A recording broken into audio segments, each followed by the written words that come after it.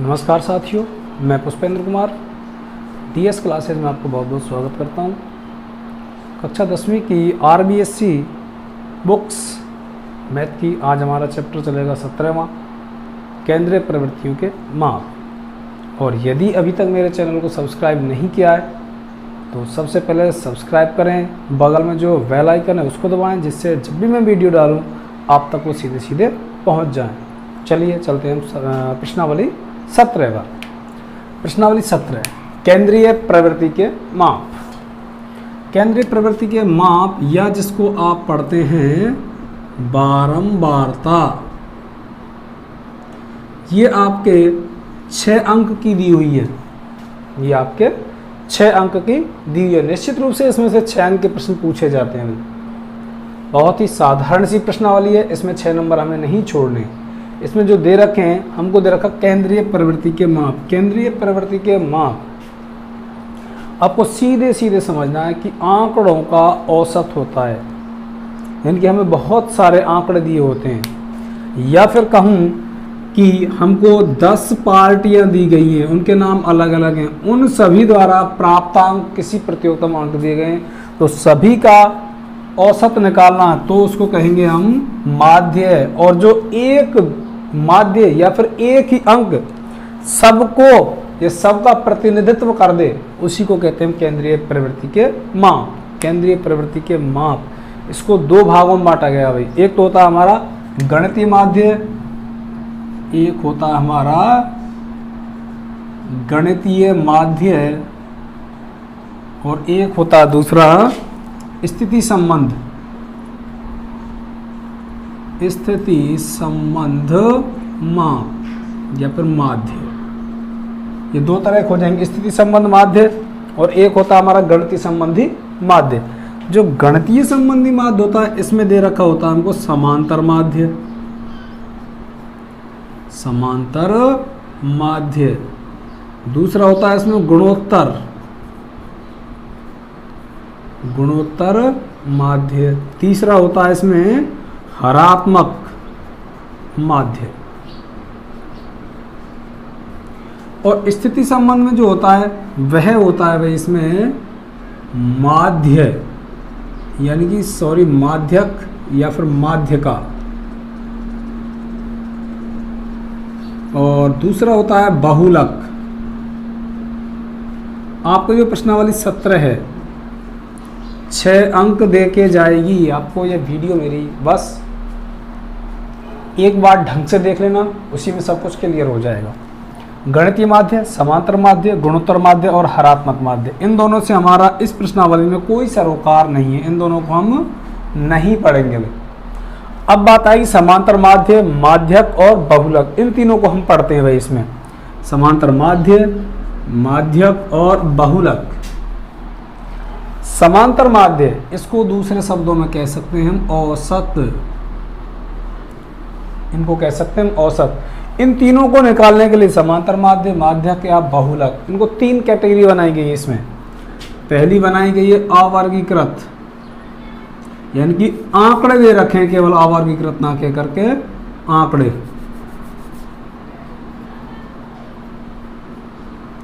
दूसरे नंबर पर दे रखा अवर्गीकृत, अवर्गीकृत बंटन, बंटन सारणी। एक दे रखी है इसमें वर्गीकृत, वर्गीकृत बंटन सारणी। तीनों में यही स्थिति होगी, समांतर माध्य, माध्यक और बहुलक। प्रश्नावली 17.1, और इसमें दिया गया है साधारण तरीके से मान दिए गए हैं, उनका क्या निकालना, तुम्हें समांतर माध्य। समांतर माध्य निकालना या फिर औसत निकालना, दोनों ही एक बात है। औसत निकालने के लिए क्या करते हैं हम, राशियों का योग बटे राशियों की संख्या। लेकिन यहाँ राशि नहीं कहेंगे, केवल यहाँ कहेंगे आंकड़ों का योग बटे आंकड़ों की संख्या। और समांतर माध्य निकालने, समांतर माध्य को हम x बार से संबोधित करते हैं। समांतर माध्य, इसको लिखते हैं x बार, इस तरह से। अब वहां क्या लिखते थे, आंकड़ों का योग बटे आंकड़ों की संख्या लिख दीजिए। वहां राशियों का लिखते, यहाँ आंकड़ों का योग बटे आंकड़ों की संख्या,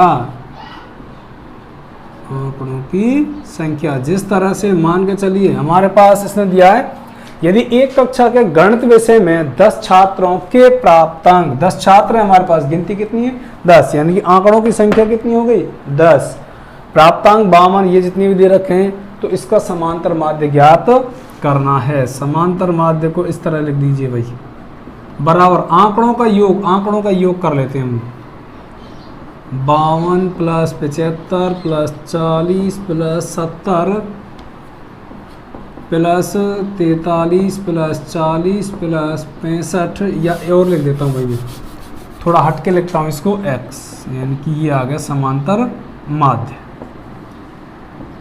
52 plus 75 plus 40 plus 70 plus 43 plus 40 plus 65 plus 35 plus 48 plus 52 बटे आंकड़ों की संख्या। आंकड़ों की संख्या कितनी है, कितने छात्र हैं हमारे पास, इसने कहा है कि 10, तो 10 हो गए छात्र। इनको जोड़ते हैं भाई, कितना आएगा, इनको जोड़ने पर प्राप्त होगा हमें 520 बटे 10, काटेंगे तो 0 से 0, कितना समांतर माध्य आ गया भाई इसका 52।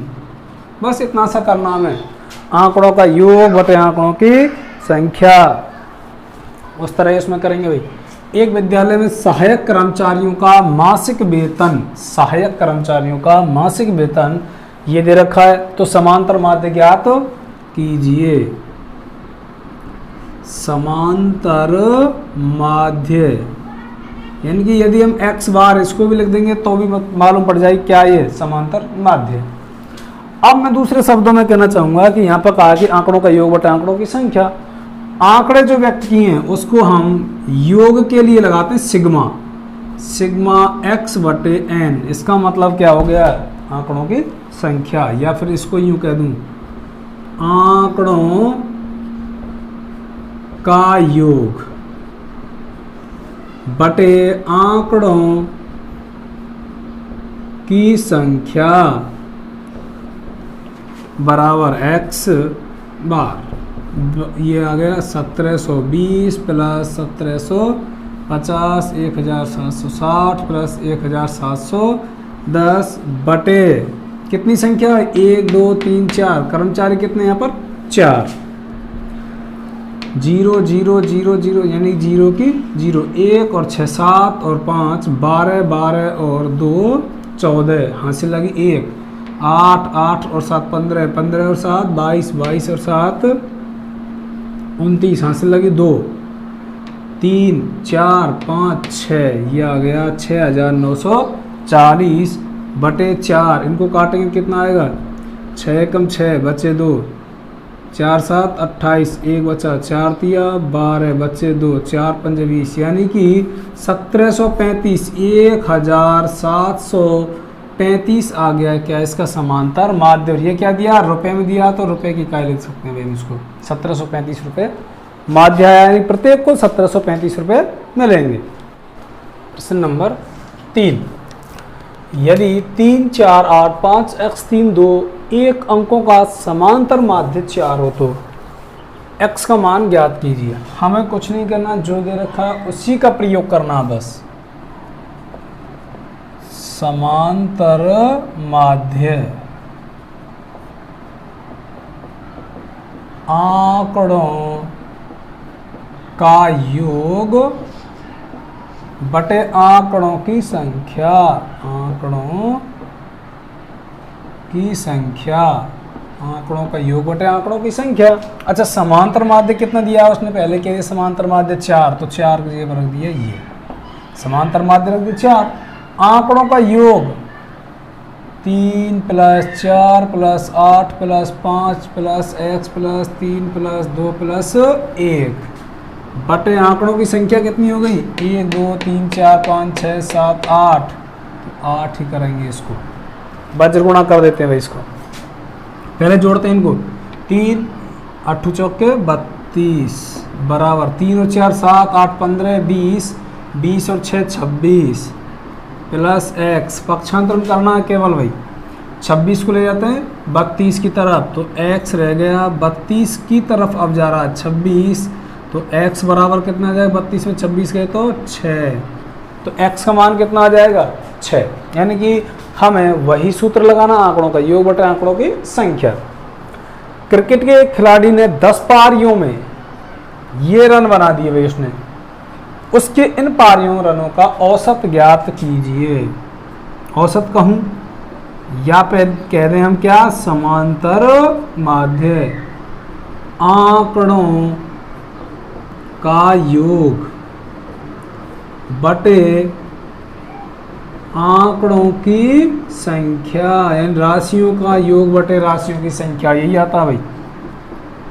बराबर आंकड़ों का योग करते हैं हम 60 plus 62 plus 56 plus 64 plus 0 plus 57 33 27 plus 9 बटे कितने आंकड़े हैं भाई हमारे पास, उसने कहा 10 पारी हैं तो ये टोटल कितने 10 x इन समांतर माध्य, इन सब का योग करेंगे तो कितना आ जाएगा 439 बटे 10 0 हटाए 1 के बाद पॉइंट।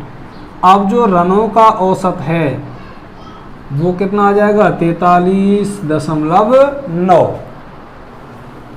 एक मासिक परीक्षा में 10 विद्यार्थियों द्वारा, विद्यार्थियों की संख्या कितनी ये दे रखी, उनके अनुक्रमांक, अनुक्रमांक का मतलब रोल नंबर द्वारा अंग्रेजी में प्राप्तांक निम्न अंकों से समांतर माध्य की गणना कीजिए। हमें वही सूत्र लगाना है क्योंकि इसमें केवल अनुक्रमांक है, ये रोल नंबर दिए हुए हैं, कितने विद्यार्थी 10 विद्यार्थी, आंकड़ों की संख्या कितनी 10।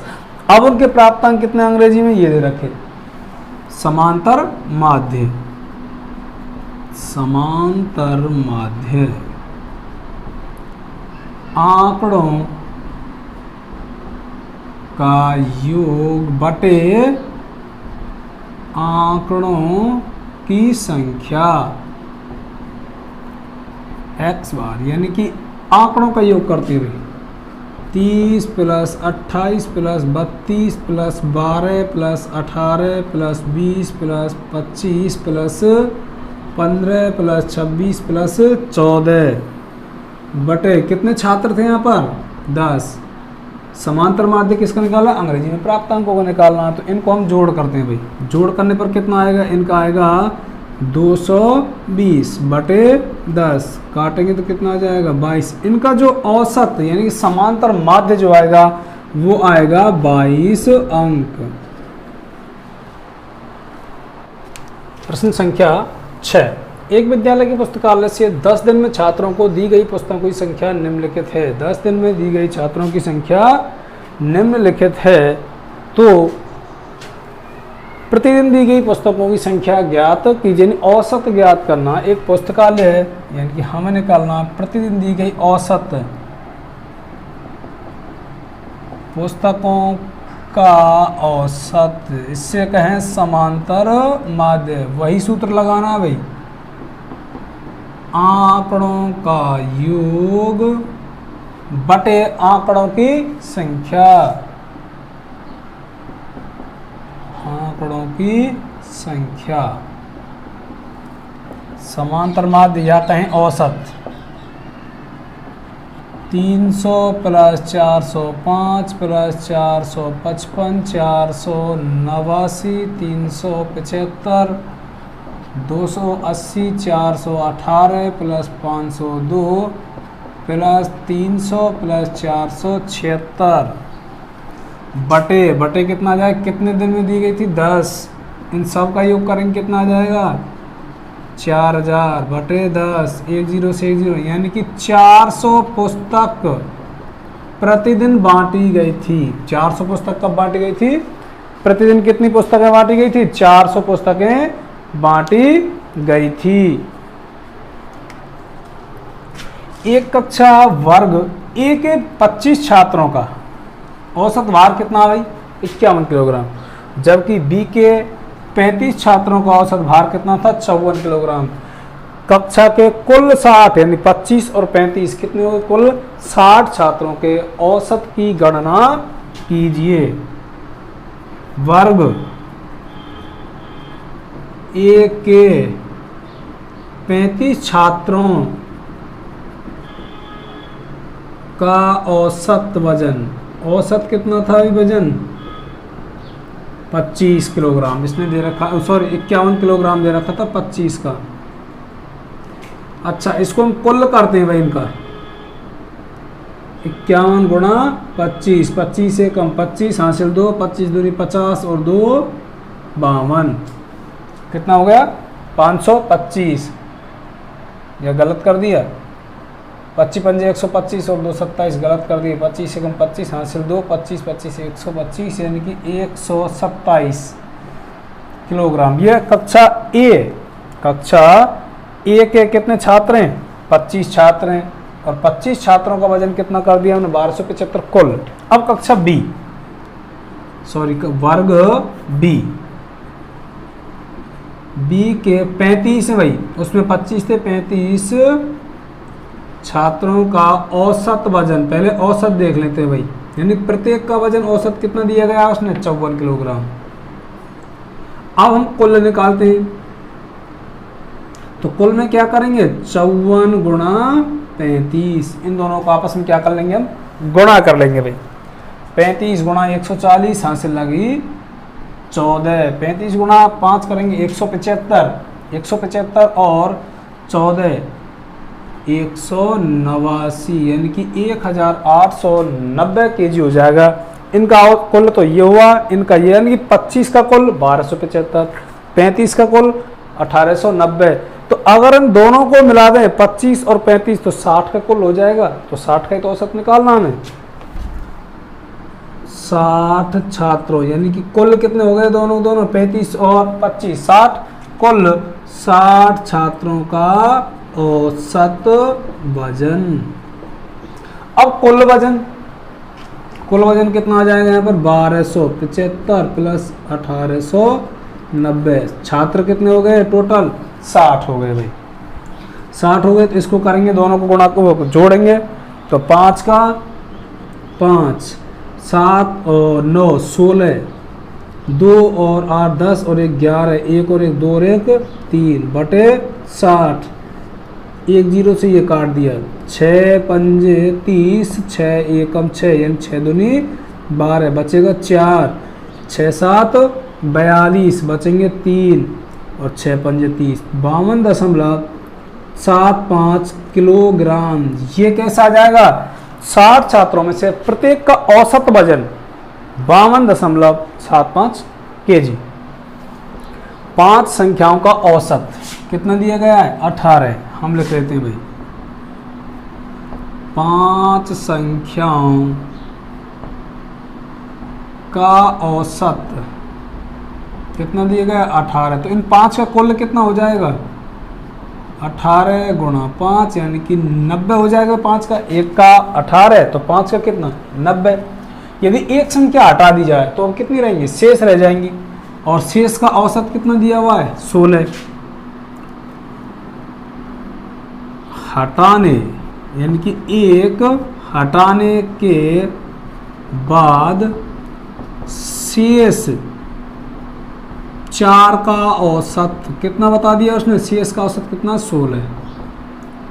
अब कुल कितना हो जाएगा भाई शेष का 16 गुणा 4 रह गई, 1 हट गई तो 5, 1 हटे 4, 16 चौके 64। अब उसने कहा है कि हटाई गई संख्याओं बताइए मुझे। देखो यहाँ 5 का कुल कितना है 90, यहाँ 4 का कुल कितना है 64। तो यहाँ 1 कम है ऑलरेडी, वो 1 ज़्यादा है। तो अगर हम 5 में से 4 को हटा दें 1 ही तो बचेगा। तो लिख सकते हैं हम हटाई गई संख्या 90 माइनस 64 कितना बचेगा इसमें से 26। तो इसका आंसर आ जाएगा 26। 13 संख्याओं का माध्य 24 है। यदि प्रत्येक संख्या में 3 जोड़ दिए जाए तो नए माध्य में क्या परिवर्तन आएगा। ध्यान रखना हमें माध्य दे रखा है, अब हमें प्रत्येक संख्या में जोड़ने को कहे, घटाने को कहे जितना घटाने को कहे उतना ही माध्य में से घट जाएगा, और जितना जोड़ने को कहे उतना ही हमारा माध्य जुड़ जाएगा। 13 संख्याओं का माध्य, 13 संख्याओं का माध्य कितना दे रखा उसने? 24। अच्छा, हम कुल निकाल लेते हैं। 24 इंटू 13 तो कितना हो जाएगा? 13 चौके 52, 13 दूनी 26 और 5 31। ये हो जाएगा इसका क्या? कुल। अब उसने कहा कि प्रत्येक संख्या में 3 जोड़ने पर, प्रत्येक संख्या में 3 जोड़ने पर कुल बढ़ेगा। कितना बढ़ेगा भाई? देखो 13 संख्याएं, प्रत्येक में कितना बढ़ रहा? 3 13 39, यानी कि अब हमारा 39 बढ़ जाएगा। कितना? कुल में 3 बढ़ाकर कुल 312 प्लस 39 कितना हो जाएगा इसका? 351। अब निकालना है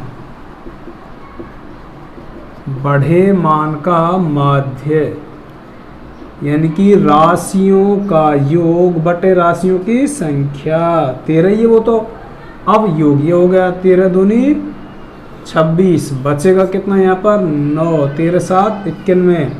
अब कितना हो गया? 27। पहले कितना था? 24। माध्य में परिवर्तन, पहले कितना था? 24, अब कितना हो गया? 3। तो कितने का परिवर्तन आ गया? 3 का परिवर्तन आ जाएगा भाई। अब हो जाएगा 27। तो हमें उत्तर देना है इसका कितना परिवर्तन आया? 3 का परिवर्तन आया है।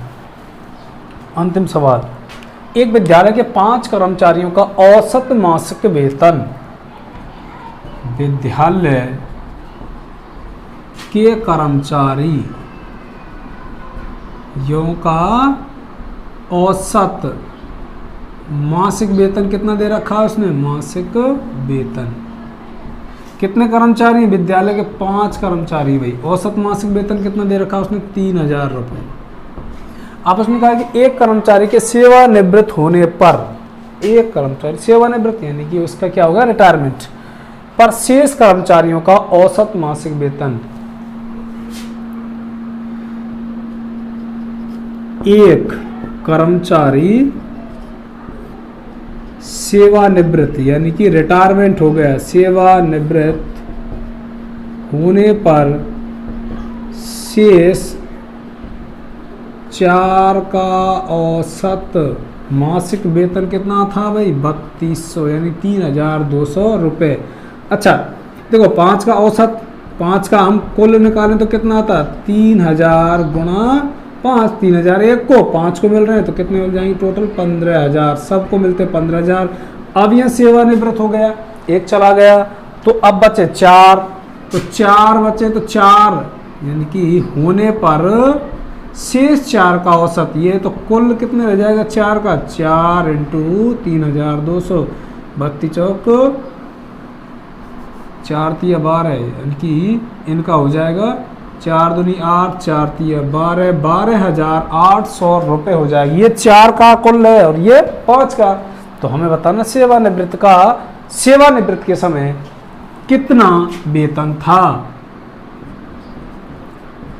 सेवानिवृत्ति के समय सेवानिवृत्त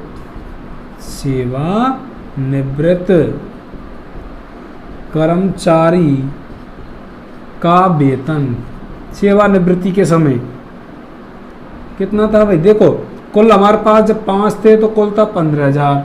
अब एक चला गया तो अब रह गए 4। अगर 5 के वेतन में से 4 का घटाएंगे तो जो गया उसी का तो निकल जाएगा। 12800 इनको घटाएंगे तो कितना आ जाएगा? 2200 रुपये, यानी कि 2200 रुपये सेवानिवृत्त होने वाले कर्मचारी का वेतन